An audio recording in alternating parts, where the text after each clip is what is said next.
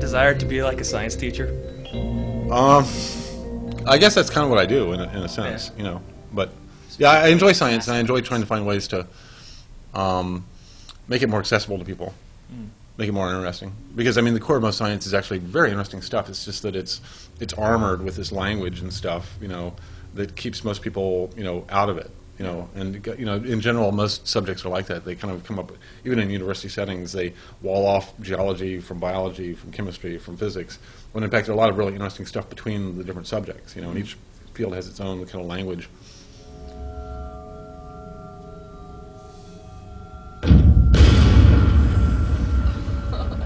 Just we use things like that to start. You know, we have other tools that can kind of add water more incrementally. Whoa, that's way too fast. And then we have, you know, tools for modifying the surface. So you basically can kind of sculpt whatever you want using the UFO. So this is actually a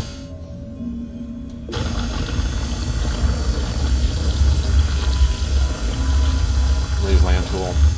So you're raising the land right there to Yeah. form it. And now we're getting an atmosphere starting to form as the water's evaporating out. But this one's going to be kind of hot. But so I could, you know, kind of build a colony there eventually once I terraform it. You know, I'd want to start bringing in animals and things.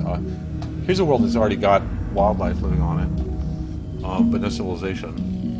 We have no imposter either, so the graphics aren't correct there.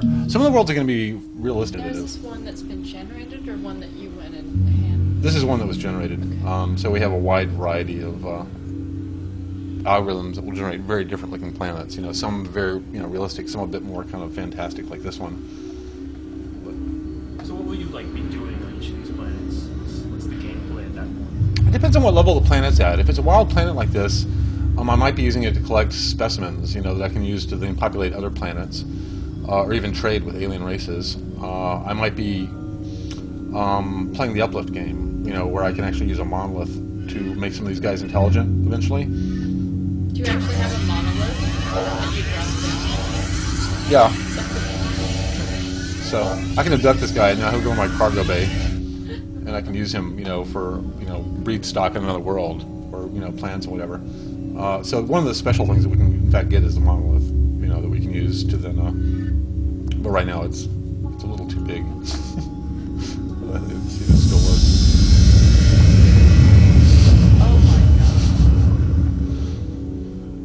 But you basically use that with a certain species and then come back, you know, many hours later and see what civilization they built. So when I come back, it'll basically make one of the species on this planet intelligent.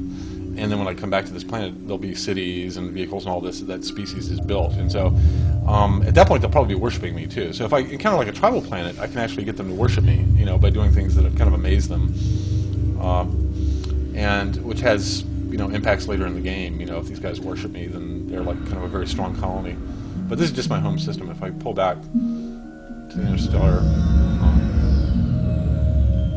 so this is interstellar space. So the galaxy is actually quite large. I mean, this is several hundred stars in this region, but it's a pretty small region of the entire galaxy. I think the idea that you've got this, you know, basically a little toy universe inside of your computer is vastly appealing to me. There's an entire universe there, possibilities to explore, stories to tell, games to play. One of my favorite things in The Sims was to just let it run all night and just see what happened when I woke up in the morning. Yeah. And I imagined something like Now you've got a million other people doing it for you as well. Yeah. Yeah. Yeah, and you can visit a world and then come back, many hours later and see what sort of civilization they've developed. Yeah, tell us more, maybe explain a little bit more about the, being able to upload and download content from other players. Well, that happens automatically. So what's happening is the game is building a model of each player, their aesthetic, their playstyle, their skill levels, and based upon that, deciding what content to populate your world with. And it depends on what level of the game you're at. So if you're at the creature level, it's populating, your game with other creatures that other players have made. If you're at the, let's say, the city or civilization level, it's populating your world with other cities, vehicles, buildings that other players have made to give you good competitors. What about taking SPORE to be a little bit more aggressively, say, multiplayer, so that people could actually does that appeal to you at all, simultaneous interaction? I think in some place we might go. I feel like it's a territory that's been explored by so many people, and I'm much more interested in the asynchronous kind of massively single-player thing that we're doing with SPORE, just because it's something I've never seen before. And we're trying to get the best aspects of multiplayer, which is the collaborative, everybody building this huge world together, without all the downsides, that we all have to be on the same timeline, and that everybody has to be nerfed, and nobody can be the hero. I really want to be the hero in this universe, and be able to build my galactic federation and conquer all that would oppose me.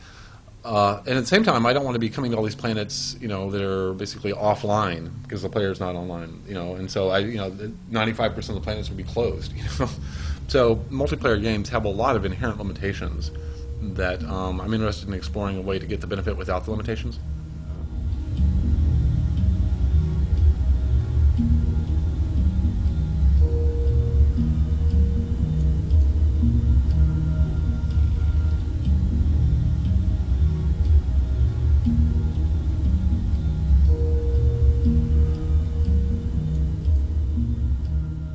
In some sense, it's about stepping back and getting a sense of all the different things the universe is made of at all the different scales. And so, even though we treat it very playfully, the rough idea that you have planets and that they can form life with the right conditions, and that life kind of evolves and can become intelligent, and the kind of very rough thing about both the entire history of life and the possible future of life is a perspective that we very rarely get. We're usually stuck at one little moment in time. And so it's not just scales of space, but it's also scales of time. And stepping way back and saying, what does life potentially mean in regards to the overall universe?